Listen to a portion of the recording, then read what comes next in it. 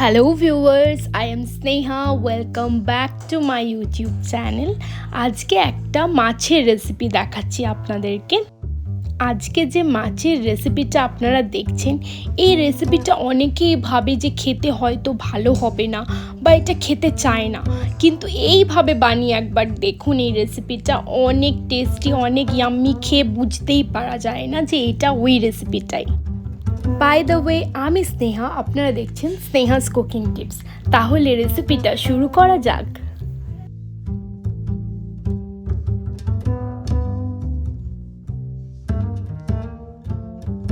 প্রথমে ভালো করে মাছগুলোকে ধুয়ে নিয়েছি, তারপর ম্যারিনেশনের জন্য এখানে ইউজ করেছি 1 টেবিল স্পুন মতো লেবুর রস,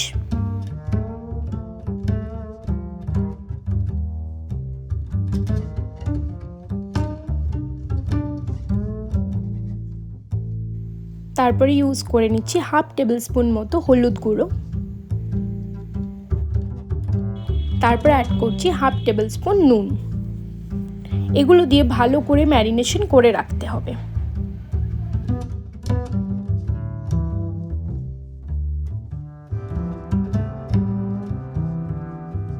ভালো করে মশলাটা মাখানো হয়ে গেলে আমরা গ্রেভি আইটেমের জন্য যেগুলো দরকার সেগুলো কেটে নেব।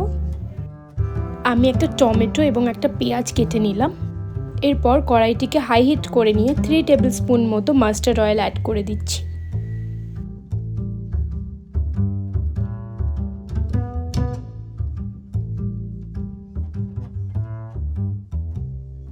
এরপর আমি কালো জিরে ফোড়ন দিলাম 1/2 টেবিল স্পুন মতো।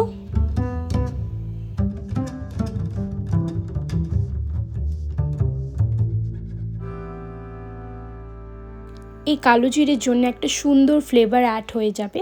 এরপরে আমি দিয়ে দিচ্ছি কাটা পেঁয়াজগুলিকে ভালো করে ফ্রাই করে নেব।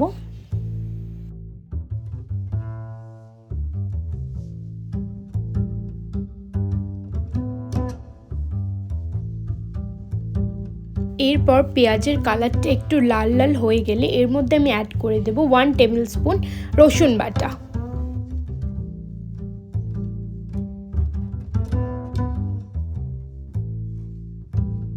তারপর ভালো করে নাড়িয়ে নিয়ে আমি এখানে অ্যাড করলাম 1 টেবিল স্পুন আদা বাটা। এরপরে আমি অ্যাড করে দিচ্ছি কেটে রাখা টমেটোটা।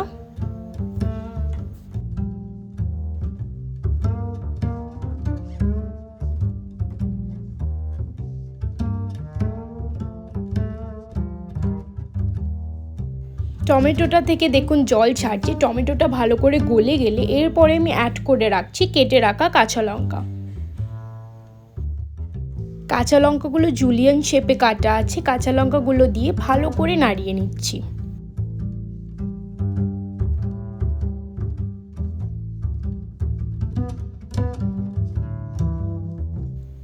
এরপর আমি মশলাগুলো দিয়ে দিচ্ছি।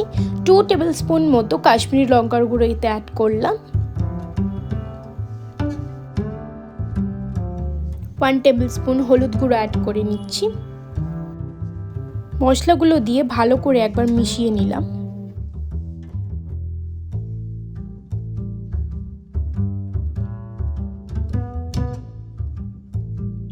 এরপর আমি অ্যাড করছি 1/2 টেবিল স্পুন মতো নুন,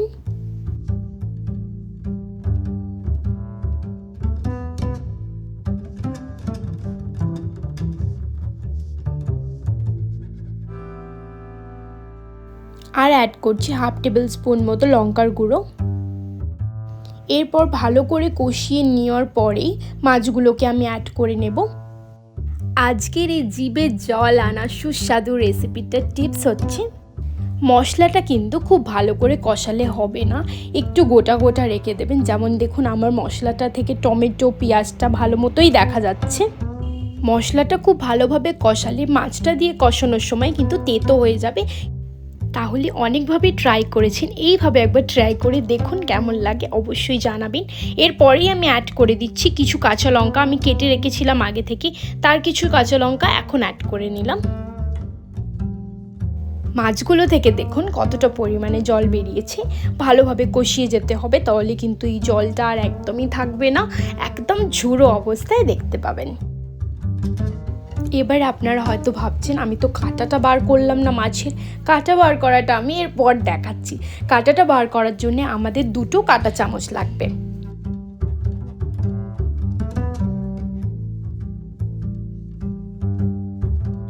মাছটা মোটামুটি সেদ্ধ হয়ে গেলে দেখুন এভাবে নরম হয়ে আসলে 2টো চামচ দিয়ে মাছের কাঁটাটাকে এভাবে বার করে নেবেন। খুবই ইজিলি বেরিয়ে আসবে মাছের কাঁটাটা। এইভাবে খুবই ইজিভাবে আপনারা প্রতিটা মাছের কাঁটা বের করে নিতে পারেন। তবে আমার পার্সোনালি কিন্তু এই কাঁটাটা অনেক পছন্দ, এই জন্য কিন্তু আমি মাছ থেকে এই কাঁটাটা বার করিনি, কারণ এই কাঁটাটা কিছুক্ষণ পরে আরও নরম হয়ে যাবে। এর ভিতরের যে জুসটা এটা অনেক পছন্দ, এই রিজনে কিন্তু আমি পুরো কাঁটাগুলো বার করিনি। আপনারা চাইলে বের করে নিতে পারেন কাঁটাটা, আবার একবার আমার রেসিপিটাও ট্রাই করতে পারেন কাঁটাটা না বার করে। মুখে কিন্তু কাঁটা একটুও লাগবে না। এরপরেই আমি ধনে পাতা অ্যাড করে নিলাম। ধনে পাতাটা কিন্তু ম্যান্ডেটারি, ধনে পাতাটা কিন্তু দিতেই হবে। এবার দেখুন কষাতে কষাতে কিন্তু একদম জলটা নেই, একদম ঝুড়ো হয়ে এসছে। এই অবস্থা আমি গ্যাসের ফ্লেমটাকে একদম অফ করে দিলাম। এবার চলে এসেছি সার্ভ করার পালা। চলো সার্ভ করে নিই রেসিপিটা।